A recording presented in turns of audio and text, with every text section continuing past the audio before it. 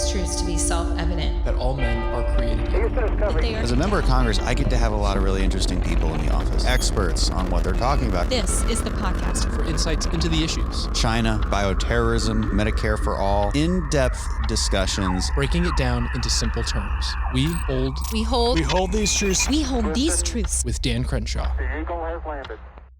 Welcome back. We've got quite the guest today. As you all know, I focus a lot of my policy work on beating the Mexican drug cartels. So no better person than this man standing right next to me, whose name I will not say, but who operated with the Sinaloa drug cartel for years and years and years. He and his twin brother, I won't say where they were born. I've got the bio, but I'm not going to say any of the details here. But about my age, born in the early 1980s, first exposure to the world of drug trafficking occurred in his early life when him and his brother accompanied his father on trips to Mexico. His father would transport drugs in hidden compartments in vehicles from Mexico into the United States, using payments he received from the cartel to just make ends meet.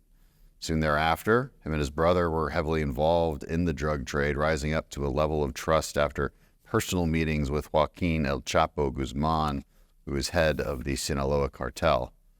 And pretty soon, those brothers were responsible for all the Sinaloa Cartel drugs that flowed into the Midwest area, amassing a fortune in the process. In 2008, they decided to move their operation to Mexico, but still controlled the Sinaloa Cartel distribution operations from their home south of the border. In 2008, after being caught in the middle of the two warring factions of the Sinaloa Cartel, they both decided to cooperate with U.S. law enforcement. They cooperated with U.S. law enforcement from Mexico for several months, passing on actionable leads about drug loads arriving in L.A. or Chicago. And based on this information, law enforcement was able to seize large drug shipments as well as large amounts of U.S. currency in these cities and elsewhere. And left out here that you went to prison for 12 years, 14 years sentence, 12 years served. So that's pretty recently got out. Now instructs law enforcement officers around the country on cartel operations, drug distribution techniques, and other operational protocols used by the cartel. So I wanted to get that summary out of the way. Sir, thank you for being with us today. Thank you for having me, sir. And thank you for addressing the cartel task force. That's the meeting we just came from. Give us some valuable insight into how this stuff works. So I read your basic story. Maybe we can dive into some details there. You said what you told us in there was your first interaction with the drug trade was age 7. So that's a trip to Mexico with your father. How does that work? It was supposed to be my first vacation with our father, for me and my twin brother. We thought we were going on our first trip. Drove from where I was born and raised and made a 32-hour trip to central Mexico, where we thought as kids it was, the first time we ever saw cows, right?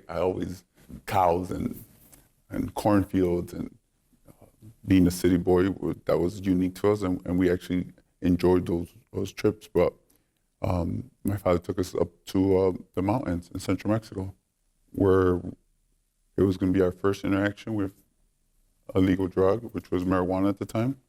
And basically, it started at the age of 7, where he would begin to teach us every part of the business, from the cultivation and harvesting to, packaging, the hiding of the drugs in those compartments, to smuggling them across the border. In the beginning, it was really just, he would do things that just chance and risk, and we were like his cover loads. We were, at that time, because we were twins, we were still unique. Yeah. Distraction for a customs officer, as cute kids, yeah. At that time, I don't think it was as common that a Mexican drug trafficker would use his family. It was still like taboo, like where family wouldn't get involved. For my father, it was a little bit different. And that first trip, would be the first time I was actually questioned or interrogated by a federal officer. My father didn't bring our birth certificates. along. So we were called up for the second inspection and interrogated about who our parents were, and family. And in the car, he had, I think it was 220 pounds of marijuana. Wow.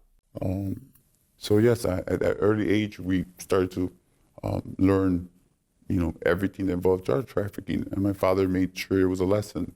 We learned the interstates, the fastest routes, the safest routes. Where was your mom during all this?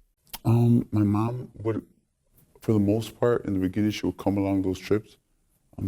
I think just that old school, like Mexican mentality where she didn't really have a say-so. Are they from Mexico? I mean, were they born and raised in Mexico? Yeah, born and raised they in immigrated Mexico. My father's excuse was that, he grew up very poor. And it was a way of making ends meet in his eyes. Do you have any relationship with him now? What's my father was personally murdered by the cartel because of my cooperation in 2009. Wow. So when it comes to drug trafficking, I think I've lived, or me and my family lived through every possible scenario or problem issue or that comes with drug trafficking. At the age of 13, I lost my brother to a heroin overdose. It's your twin brother? My older brother. So it's been, constant in my family, and never blamed the drugs. It was always, blame the person who was actually, involved, including my brother. So yes. Jeez. Your distribution network increased and increased and increased. So it started small, like you said, just sounds like just a single car, just moving some stuff across. It eventually becomes an operation where, how many people were working under you? Well, for my father's organization, I saw his organization grow, but I also had an older brother who was, considered a drug kingpin in the city we grew up in, and he had a different type of business. It was a different drug. It was my father's drug was marijuana. My older brother was cocaine, and we started at 13. My father left to Mexico on the run from an indictment, and left us with my older brother, where we started picking up that trade and started to learn distribution. And I guess that part of the business. And when turning 17, my older brother was indicted for a federal drug charge. And of course, I left that vacuum of financial, help, I guess. And we were 17, and basically it was like, okay, you guys are on your own after this. And he forbade us, like, you're not going to do is sell drugs. And it was just one of those things that it's all we knew. His connections we were always around. We were his helpers. So it was easy to slide into that operation. Actually, it was actually a door knock where his source of supply sent someone to our house and said he wanted to speak to us. And he basically said, you guys could do this. So our first deal wasn't a small deal by far. Our first deal was for 30 kilograms of cocaine, which at that time was over $500,000. And we sold those 30 kilos of cocaine in 3 hours. How do you sell them? I mean, do you have people who work corners on the street? I mean, how do you actually doing the selling? I mean, everybody has a different piece of this puzzle. Because for the most part, we were wholesalers. We knew wholesaler customers, and basically we took the 30 kilos and we broke it down into fives and tens, and to people who we actually knew in the street, and it just started from there. I think the next day we received a 50 kilo shipment, and we sold 50 kilos that day, and basically we just never looked back.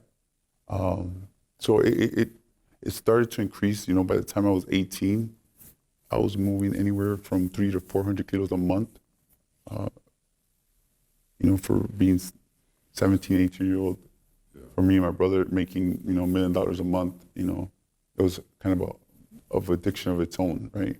Yeah, and that, because I asked you in the earlier meeting, is there anything that would have stopped you and deterred you?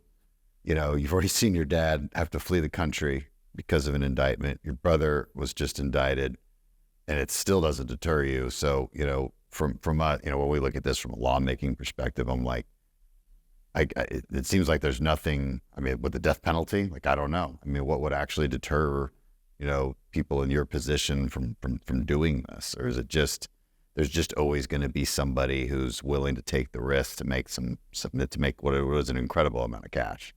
Well, just to add to that brief history, my father came out of prison at the age of 7. So that was going to be his second. Okay, so it had already been gone. I think it's, where I was looking for that deterrence. I think for me, with this unique background, just being involved in it, it's basically the only life I ever knew at that time. They would literally take me out of school to go on the trips. And it was our life. But I think wherever there's a way to make a profit, I think that there's always going to be someone who's willing to just willing to take that risk. I think, I say it all the time, for the most part, my brother and I are considered to be probably the most successful drug traffickers, but the prisons are filled with failed drug traffickers and failed criminals, right? I mean, is there anybody who doesn't get caught eventually? Is there anybody out there that we've just, Yes, I know one person, and I'm sure you know him too, Almayo Zambada, who's the head of the Sinaloa Cartel. He's been the head for over 45 years. Yeah. So there's those unique circumstances, and I guess I mean more in like the kind of the local U.S.-based inner city distribution networks. It seems like you always get caught eventually. Yes. Even for us, I think that for the most part, our daily lives were based upon not getting caught. Mm-hmm.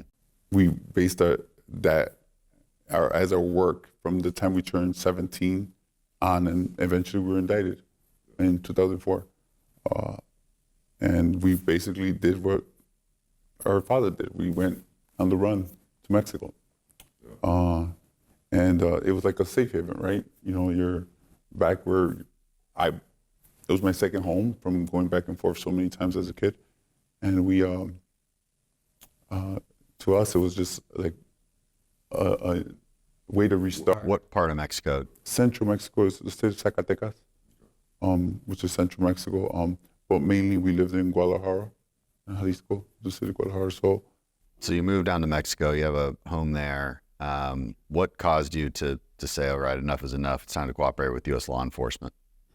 And then who was that? Was it DEA? Well, I think that from my brother and I think we were always in this gray zone where I say this all the time, where I was too good for the bad guys and too, bad for the good guys.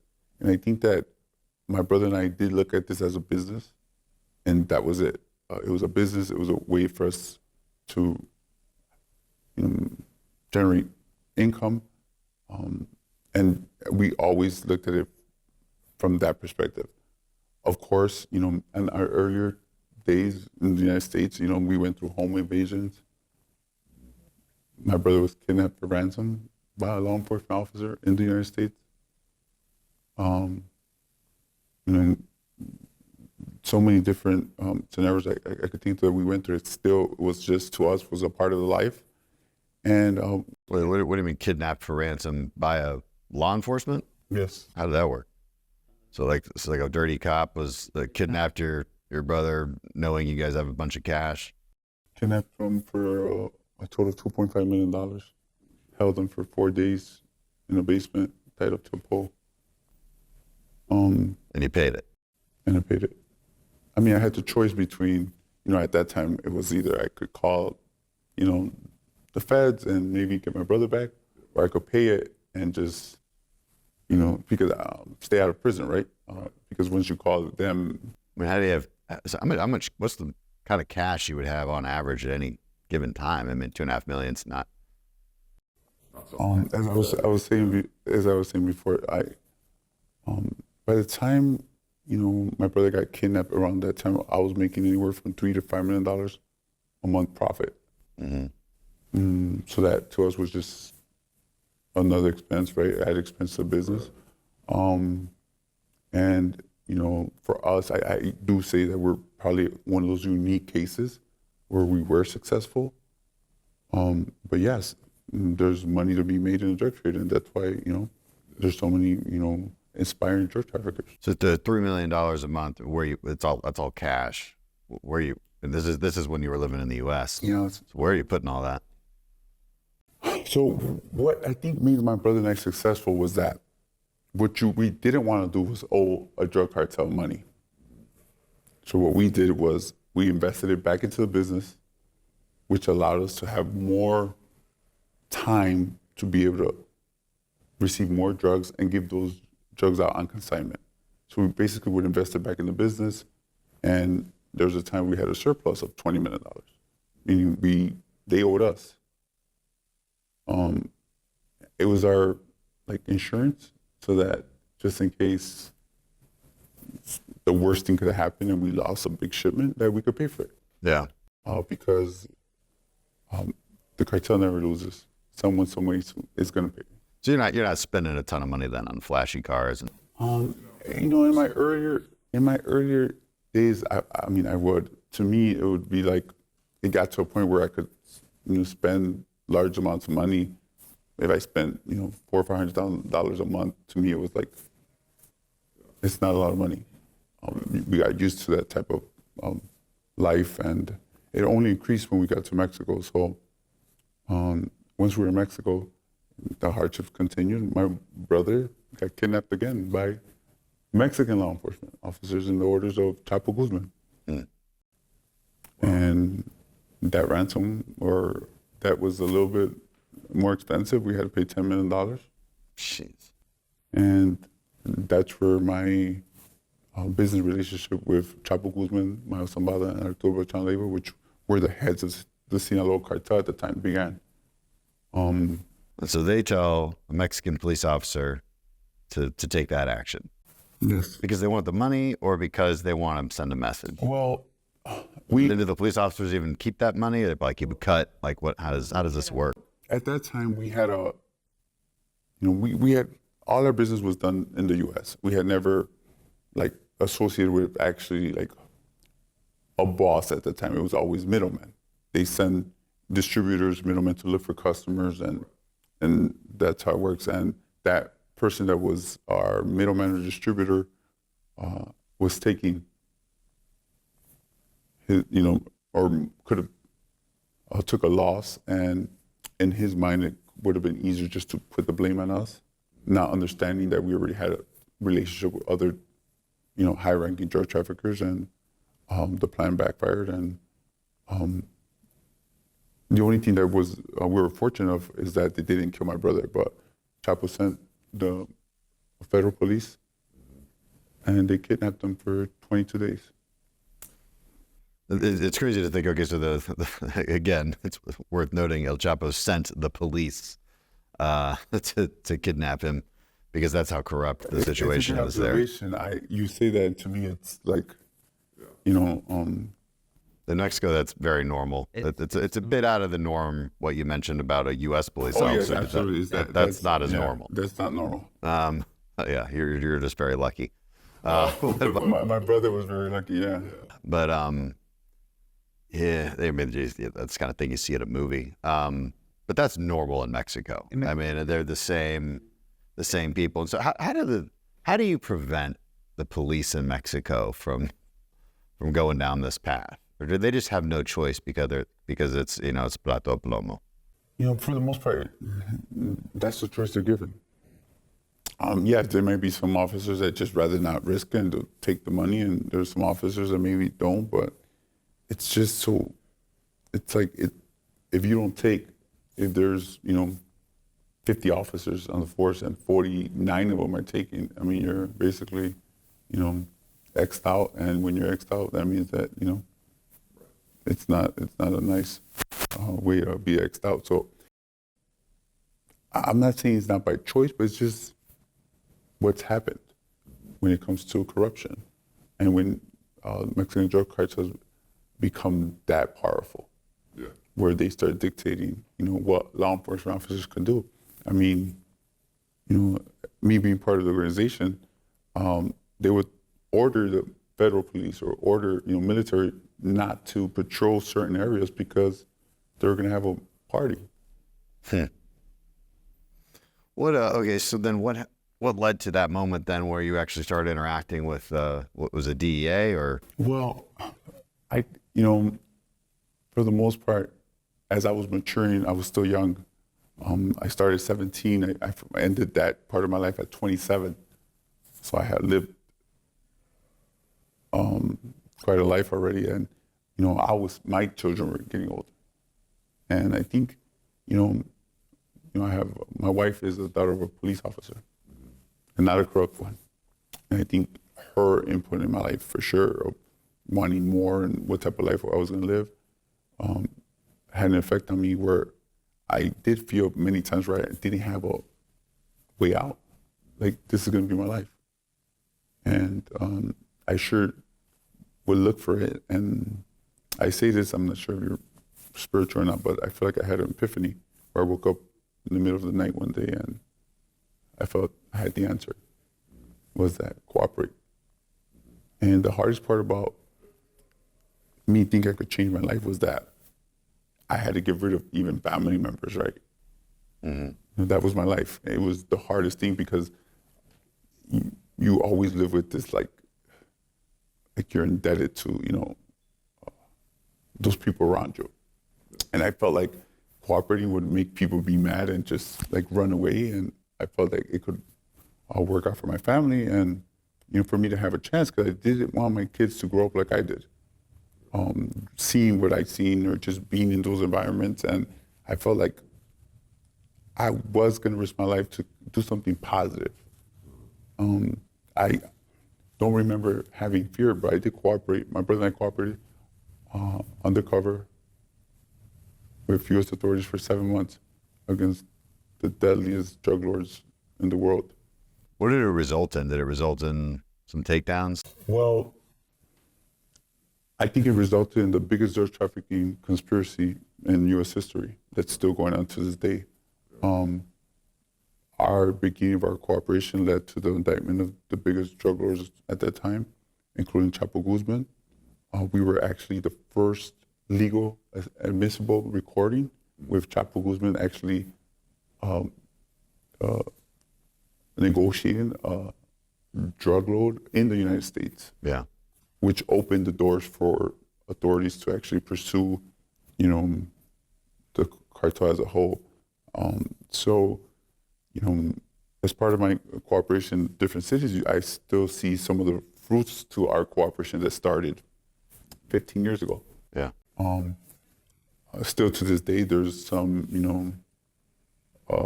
individuals that actually became bosses of new organizations that are still part of my ongoing case. So for the most part,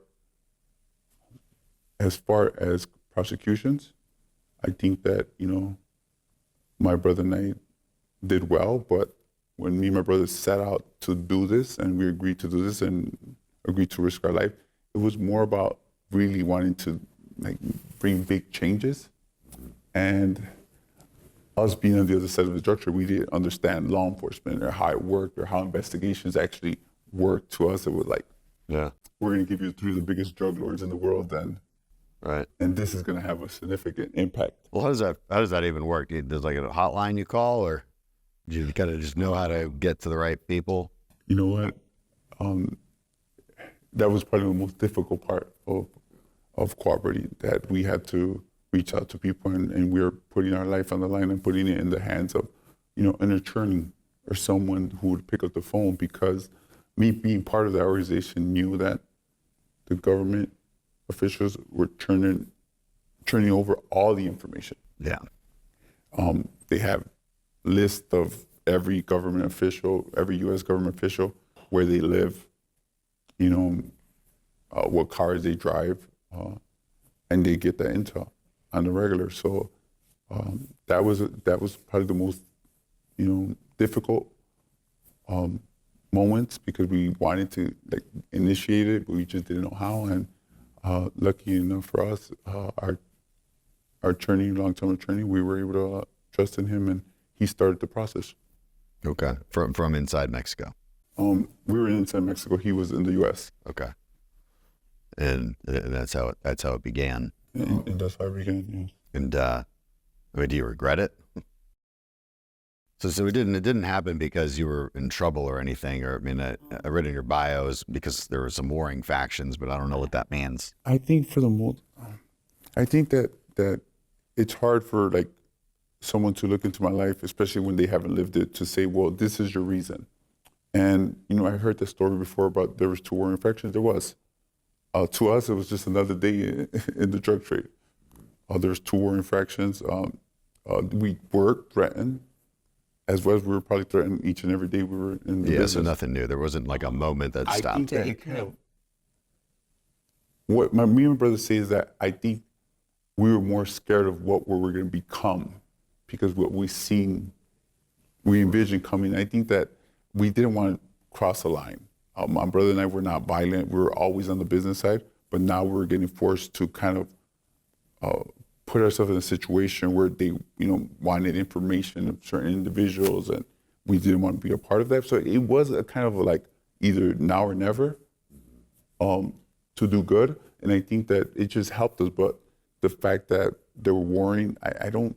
That had nothing to do with it. It was, yeah. I just read it in your bio. Yeah, I think as a drug trafficker, sir, like me putting myself back in that life, to me, it was like, okay, pick a side and you know, wake up and let's see what happens tomorrow. But I think us at that time, just to paint a clear picture,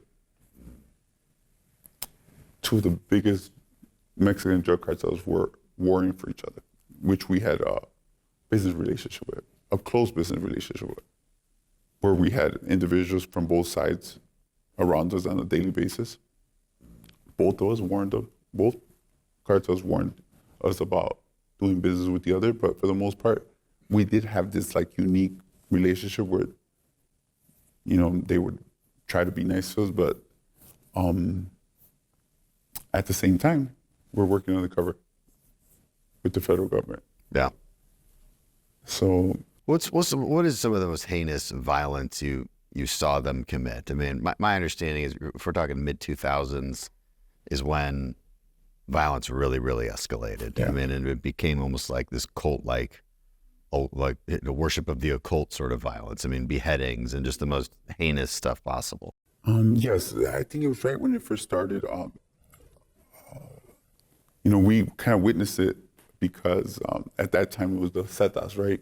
Who were basically, it was different for drug trafficking organizations that were like ruthless. And as a matter of fact, that childhood home where my parents actually, town where they were from, where we had ranches and homes, they basically took them over, killed a lot of innocent people. We had to actually flee at that time. The violence was just, it started right around, you know, at our peak. And, you know, for the most part, we were more like, business part where we would stay away, but I remember seeing, you know, going to see Chapo and seeing a skinless man tied up to a tree. What did he do to deserve that? I didn't ask. I didn't ask, but... Was he dead or was he still alive? He was still alive. And he was tied to a tree where he was tied hard with a chain where he couldn't, he was just kind of like hanging over. That's always difficult. I mean... Skinless. I mean, they'd skinned him. Skinless. And again, for my brother and I, we were not ever in that part of the organization. Like, we were more on the, you know, business side. So I think it's 2 different worlds. So even for us, it was, you know. Because what does it take to be part? You were never part of the Sinaloa Cartel. You know, you're a distributor. Well, and that's how it kind of works, right? There's all these people who have, like you mentioned earlier, some guy has a motorcycle and he offers you know, like this is my price. If you want me to, I can do this much. I've got a tunnel. I've got a truck. Like, and how does it? But who's part of the Sinaloa Cartel? Well, you know, who are the guys who like get into there? Do they get like a brand or a tattoo or a card or a uniform? And then, you know, who's in charge of skinning the guy to the tree? I mean, how does this work? Well, for my brother and I, this is probably going to sound like a movie for sure, but there was a sit down where Mayo and Chapo declared us his people, and from a certain point moving forward, we're going to be protected and, given like certain prices for drugs and open to his distribution line and as we said, how the tunnels work. But it was kind of like a sit down, so it was like a sit down kind of a meeting where they basically lay down the rules. From now on, you're going to work with us and just with us, and these are our enemies, and you're part of of our group, and but I think there's me being at that. I was in a unique space where I was able to be with some of the biggest drug lords and the people right under them. But I want to tell you, it consists of each organization maybe having 10, 12 major people, and then after that, each of them have their network, which kind of they all work collectively together. But there's people who say they're part of the cartel that never even knew probably the fifth person, in command, down the line. So it's not everyone that's actually, has a relationship or is actually tied into it. It works more like I had mentioned, like subcontractors that work with the cartel. I mean, it seems like a lot of these, even the heads of the cartels, it depends on which one, right? But you mentioned Mayo, who's just been free forever, and we talk about Chapo, who's operated pretty freely for a long time, until recently, of course. But for the most part, I look at a lot of these kingpins, and I've been to Mexico City, and I've looked at the lists of most wanted, and these guys they're changing houses every day. They're moving all over the place all the time, which tells me that they're not free, which tells me that they are scared of actually being captured because they're constantly moving. They're not just living in the high life, like Pablo Escobar in his jail in the Colombian mountains. So it got me thinking, like, what is the point of this? This life sounds like it sucks. You can't even spend the money that you have. You can, but not really. You're making $100 million a year, but you're not really spending that. Like, you could turn that, if you invested that, you could turn it into $1 billion. And so they're not doing that because they can't. And it always got me thinking, like, who's in charge? And some DEA agents told me, because they're not in charge. The corrupt politicians are in charge. They're the ones who. So what do you think about that comment? Well, as far as your observation, I give you credit because you're probably one of the few people that have ever took notice, and that's exactly what I came to realize when I decided to change my life. Then what? You have the money, and then what? You're on the run. It's not a pretty life to live. For the most part for them, it's like, I think even for me, you start off looking for the economics, right? The money, and then wealth and power.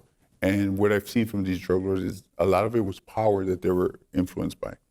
And they learned to live every day for freedom. So I could tell you a unique story where I was once with Arturo Beltran Leyva, who was head of the Beltran Leyva organization in Mexico City. And we were in a caravan of 14 armored vehicles with police escorts, and we drove by Los Pinos with him in the driver's seat. And that was a scary moment for me. Scary, not just in just to think about like what could happen, but also scary to consider that here's one of the biggest drug lords in the world driving by Los Pinos in Mexico City in a caravan of cars with police escorts. With police escort, yeah. That just like goes to show that. But on the other hand,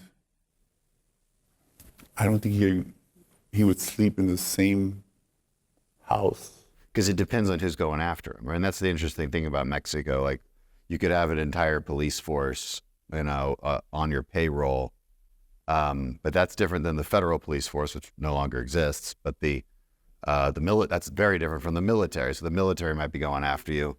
And it's imprisoning your mind. No matter what, even if he did have a politician, he knows the way I mean, more than anyone, I think everyone in that business knows that one day you're okay, one day you're not. You're still going to be in prison by not ever trusting anything and trusting anyone. And just speaking of him, you know, we see what happened to him. He died a violent death, you know, and he probably had more corrupt officials than any other drug lord. Right. It always catches up, and yet there's a never-ending supply of people willing. Yeah, I think it goes back. I always have this analogy where like everyone wants to be Tony Montana. And I always say Tony Montana died at the end. Of a really bad death. It's like worth bringing up. Died at the end. Died at the end, but everyone still wants to life. And that that has never been me or my brother. I just didn't see it. I just, but not in Mexico and other parts of the world. I think that it doesn't matter. I think it's either. Tell people if you're looking for a rush, man, you join the military. You know what? I got plenty of danger. Yeah, for the most part, I think they're looking for.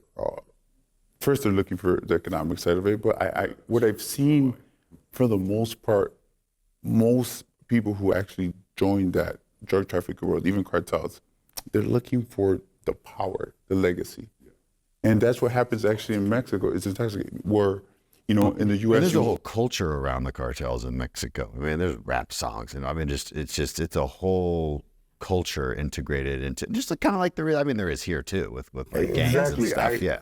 I would say this: in the States, a drug trafficker buys a chain, a car. In Mexico, a drug trafficker buys an army. And what happens is that they get the life of them having bodyguards, armed bodyguards, and the power. And most of the times, even, you know, you probably don't hear these stories, but the cartel bosses themselves probably kill more of their own people because they could see that the power gets to someone who has a little bit of wealth, a little bit of a say-so. Next thing you know, they think that they're the boss. Yep. And bosses don't like that. No. And, you know, Maya was considered to be what they call mata amigos. Yeah. Friend killer. Yeah. Because he would be the one that would, you know, oversee how was one of his associates going to behave. And if he felt that he had too much power and he was getting a little bit on a high horse, he would kill him and all his associates. It's amazing anybody works for you. Like it's counterintuitive because sure eventually the money talks. They have a waiting list, you know, to take those positions. Yeah. And it's the culture, especially for someone like in Mexico, and you see it now more than ever. But again, American culture, right? A lot of the you know, what's basically praised. And I always say this, that me and my brother have this saying that we were praised so long for doing wrong. And that's that's something hard to kind of change from. And today, you know, we're considered to be, you know, the worst kind, which I probably take. I would take each one of those labels because it's coming from people who have no idea. Yeah. And so life after, when did you get out of prison? I got out in 2020. Okay. I served 12 years. Great time to come out of prison. That's pretty cool. It was 12 years exactly. I turned myself in, November 30th. Yeah, and you were married at that time because you said one of the reasons you wanted to get out of this was you had a wife. You said her father was a cop in the U.S. or in Mexico? Well, just to give you, this is going to be weird, but both our father-in-laws are retired police officers. You and your brother? Yes. Yeah. We both, and for sure they had a significant impact in police officers in Mexico or the U.S.? In the U.S., okay. And we served the 12 years, and yes, I'm still, you know, married to this day. Thank God. I think that, you know, for the most part, I see to this day, I 100% think it was worth it. Did you have kids? Yes, I have 5 total. 5. Who live a very different life. I know that it was worth it just because I see. So you had them before you went in. Yes. Yeah, and that had something to do with it too. Yeah, for sure. My children, I have 3 who graduated from the university. So you knew when you started to cooperate, it would reduce your sentence, but it wouldn't. I mean, 12 years is not nothing. You know what, sir? I always, I've been on the other side of those cooperators, right, as well. But I always felt like, to me, it was a chance to kind of like have a chance at life after all the destruction it caused. But at the same time, that's why I always emphasize, I had to be lucky every day for 7 months to be able to see a judge to receive the benefit of a sentence, which I was grateful for. One last question, is really diving into the deterrence aspect. This gets to the policy. We've mostly, because I think the personal story is fascinating, so that's what we spent a lot of time on here. But one of the things we look at in law is to make fentanyl in particular just a higher sentence. You can classify it as a poison. You can do a number of things to make it a higher sentence. From the trafficker world, from the drug dealer world, if I say, look, okay, you get 10 years for dealing cocaine, okay, but if there's fentanyl in that cocaine, it's a murder penalty. If I did that in law, does that change your mindset on the street? Are you going to be like, got it, I'm going to make sure there's no fentanyl in this? Or do you just, or now that being said, the fentanyl makes cocaine better, and so you can sell more of it. Is it worth the profit, or does that kind of deterrence in law perhaps have an effect on the dealer themselves and the distributors? That's a great question. So off the top of my head, because I never considered that question, but first thing that comes to my mind, and I hope that's not the case. In 1980s, the crack was labeled a higher drug, a more powerful drug. The disparity of sentences between raw cocaine and crack were far different, 10-1, I believe. Yep. All those laws are being changed to this day. Still, bunch of crack dealers. Still, no one's saying, "Oh, it's crack. I'm gonna stay away from it." Mm-hmm. I mean, maybe someone like me, I would. Like, for instance, what was considered fentanyl today, maybe that's the name of the drug. In my time, it was like considered to be China white. I felt like I didn't know the drug; it was too risky. It was as a chemical drug that we had no idea about. I would stay away from it just because I know the repercussions that come with that. But it didn't stop me from selling other type of drugs. But I just hope that that's not the case 20 years from now, where we forget what fentanyl was, and then it's some other strong drug, and now we're reversing those, disparities in sentences or whatever the case is, because it's happening to this day. And I know it's, looking for an answer that could be like, well, we could punish as a deterrent.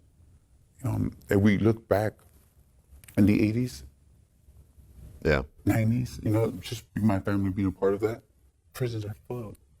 Right now, we're doing everything to get people out of prison for the same drugs that, the government was spending large amounts of resources to put them in. Now it's like redoing that. I think that there's more to be talked about. That being said, it did have a major effect on crack.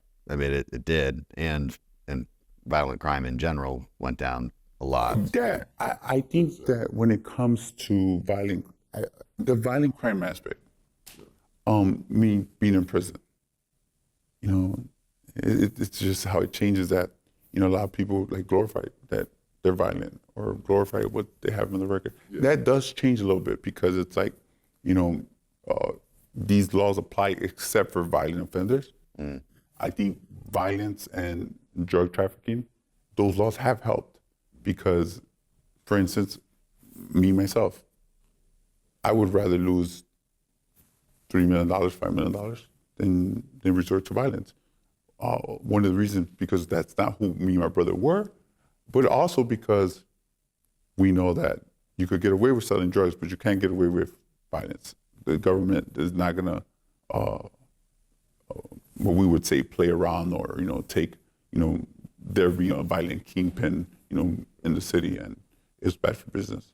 So I do believe that when it comes to violence, those laws do help. Carrying a gun, it was a 5-year mandatory, statutory mandatory, right? 5 years added to the sentence. That was common, no one having a gun, no guns around. It didn't, I'm not saying it didn't stop people from having them, but it made them think twice because that was a mandatory charge. Right. So I do think that those type of laws, those type of sentences do help. There is deterrence, there is change, because you're absolutely right. 80s was, early 90s, violence was, at all-time high, and you see it kind of dwindle down a little bit. Well, actually, this time, last question, so then we got to go, is, you mentioned in our task force meeting how that the cartels are really terrified of the U.S. government. That if they're terrified of us focusing on them, taking the gloves off and coming after them, which honestly we've never really done, mostly because Mexico won't let us, in my opinion. Can you expound on that? Would that create a sense of deterrence if there was some kind of military cooperation between the U.S. government and the Mexican military? Absolutely. I look at what's going on today, as I touched on it a little bit with the migration issues with the migrants, and that's being allowed by Mexican drug cartels. And I think that's being actually, implored by them, yes, do it more, because it sees that it's creating problems for the government. Mm-hmm. I feel like because I was a part of those organizations, I know what type of power they have, where they could shut the water, the well off whenever they want. And I think that type of collaboration between military actors will terrify them. Mm-hmm. What type of impact could it have, on drug trafficking? I think it could have a significant impact. Nothing like that ever happened. For the most part, they're scared of U.S. prisons. Yeah. They're scared of seizures. But for the most part, they've been in a safe haven where they could go into the mountains and think that it's okay and they're safe, and they could. A lot of these decisions are done in a mountaintop, mm-hmm. with no running water, and they're the ones calling the shots. But I do think that they get away with what they can in Mexico. Yeah. But everyone knows that you're not going to get away with that in the United States. Yeah. I was gonna. What's last question? But I'm here for you, sir. What's the most heart-wrenching, scariest moment you ever had dealing with these guys? I mean, you did tell me about a man who was skinned and still alive and chained to a tree. Can you beat that? Well, because it wasn't me, yes. But I think for me, for the most part, in 2007, I was arrested by a corrupt law enforcement officer. My brother and I were arrested. Yeah. And the organization found out, called into the PGR office, and demanded to speak to us. We offered them $10 million, and they said no. Was this in Mexico or in Mexico?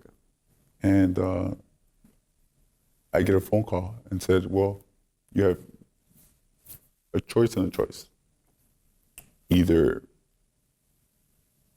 you die fighting, or you come home, but there's no way we're gonna let you go. I think they were more terrified of me coming back to the United States and maybe cooperating or something like that. At that time, I owed a very large amount of money. I think it was $180 million to the cartel. And it was that moment where I felt like I was crossing the line that I shouldn't have been a part of. But Mencho, who is now the head of the Cartel Nueva Generación, was tasked with coming to save us. And he didn't come save us in a nice way. Yeah. There was probably 12 to 14 federal officers, and I would say maybe 80 cartel members blocked the roadway with AK-47 rocket launchers. To save you? To save my brother and I. Wow. So you were being extorted by the local police? I had been extorted. I was being extorted, and what I didn't want at that time even though the Sinaloa Cartel ran the place where I lived in, which was Puerto Vallarta, I didn't want to tell the higher ups because I didn't want something to happen to that officer and me be in the middle. So I decided to pay the bribe because even law enforcement officers, if they're on the take, before they try to extort anyone, they have to ask for permission. They have to call in and say, hey, we have this individual. Do you know who he is? If he would have done that, then he would have known to, hey, stay away from him. And he didn't. And he was extorting us. The bribe went from him wanting $100,000 a month to him asking for $1 million payment, in which we said no to. And they arrested us. Yeah. The night out. It was terrifying because on one of those calls, he basically said, look, they're going to come get you. And I will tell you one thing. Those law enforcement officers are not law enforcement officers. The first thing they're going to do is kill you and your brother. They're not going to go out like you think. And I felt like at that time, like someone was making a decision for me that I didn't have control of. And that was scary because I know who I'm dealing with and I know what type of life it was. And it was. So that phone call was from Jalisco. That phone call, no, at that time, it was still the Sinaloa Cartel. Okay. And that faction was El Milenio Cartel. So El Milenio Cartel was under the Sinaloa Cartel. So that call went, the first person that called me was Arturo Bertrand Leyva on direct phone from the federal police. And then Chapo, Mayo, all cooperated. They tried to bribe him with a $5 million bribe. But at that time, from my understanding, was that the marshals were already on their way to pick us up and they didn't want to risk it. Okay, so you have two cartels trying to save you. One, Sinaloa, kind of backed off. These other guys sent 80. With the test, yeah. They sent 80 sicarios in there. And not just 80 sicarios, they sent Mantua himself. Wow. At that time, he ran the plaza there, and he basically said that because he was the boss there, that he felt like it was his responsibility, and he showed up himself. Wow. With AK in hand. What happened? Was there a gunfight, or did the police just give up? They just gave up. They surrounded the vehicles and made them get off their vehicles. 12 officers, they were in SWAT gear, and made them give up their weapons and laid them on the floor. And in return, what they did was, because they didn't want to have issues with, bigger, like Mexico City, they replaced us with two persons that didn't look nothing like us, and replaced us and said, here, those are the twins for you. No, really? So it's like they still had two guys. And yeah, that was, I think, that the first time. How did they pick those two guys? There's this story here. It's unbelievable. It was one of the Sicarios, one of the hitmen. I remember they said, well, they prepared me just in case I have to go to prison for you guys. It's okay. He said, they gave us a bottle of tequila each. They gave us some drugs to do. Yeah. So it's great. We're ready. And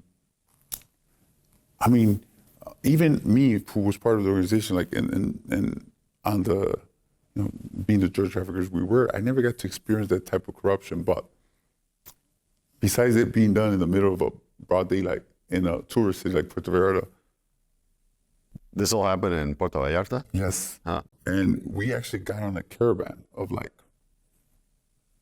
30, 40 vehicles. And I'll never forget me being in a vehicle with Mencho, and there's a military checkpoint. Now my heart is beating. I'm a wreck already. There's too much going on. And I remember I said, the military checkpoint's coming up. He said, okay. They have bulletproof vests. They have the berchetas, radios, AK-47s, pickups full of armed men. Waved. Military waved us through. At that point, I was shocked because, from my understanding, those military officers were never on the take. Mm-hmm. A caravan of 30, 40 vehicles were armed. And you have a, military checkpoint with a battalion of soldiers Yeah. looking at us ride by. And he didn't stop there. He was ordered to get us back to home safely. Uh-huh. So they separated my brother and I into 2 different bulletproof vehicles. And we had a federal police escort us from Vallarta back to Guadalajara. Both of 2 cars each to the front of our doorsteps.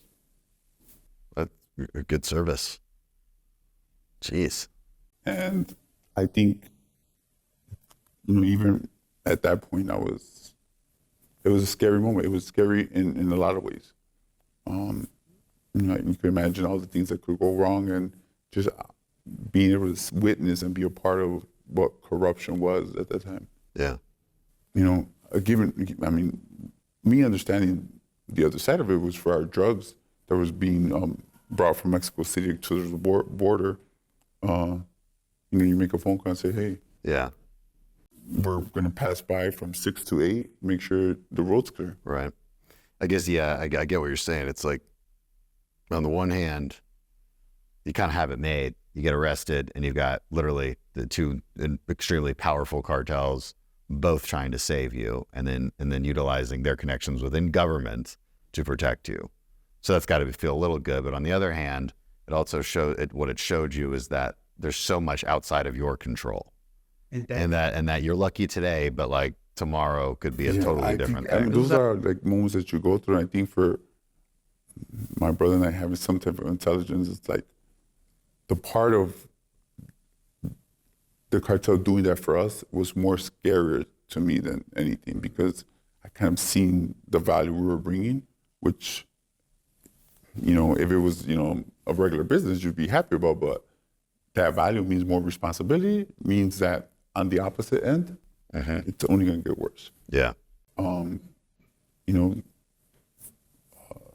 have $180 million at hand to pay for, if someone was going to pay for that, and it was going to be my family.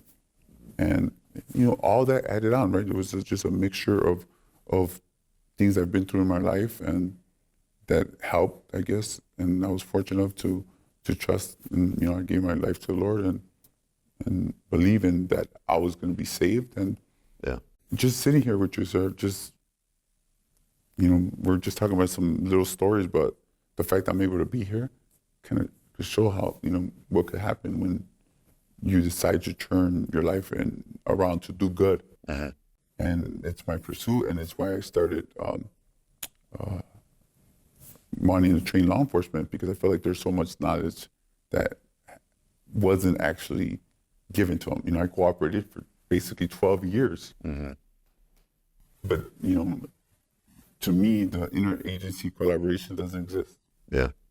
A lot more work to be done there. Yes, I think that was, 8, 10 of the same agents, and we're more debriefing on like targets, investigations, but nothing in terms of, methods or what, that part of it, like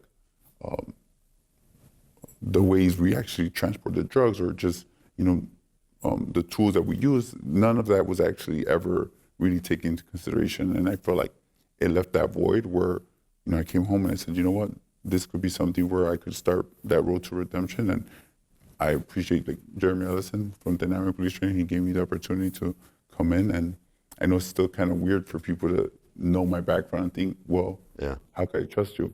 And I tell all the officers all the time, it's like, there's nothing that you could tell me about drug trafficking that I don't know. And I feel like with my experience and knowledge, I feel like I could give back. It's just the beginning for me, especially if I'm given those opportunities. Well, appreciate you being here. Appreciate you doing this. Having me. It's a privilege. Thank you. All right. It's a wrap.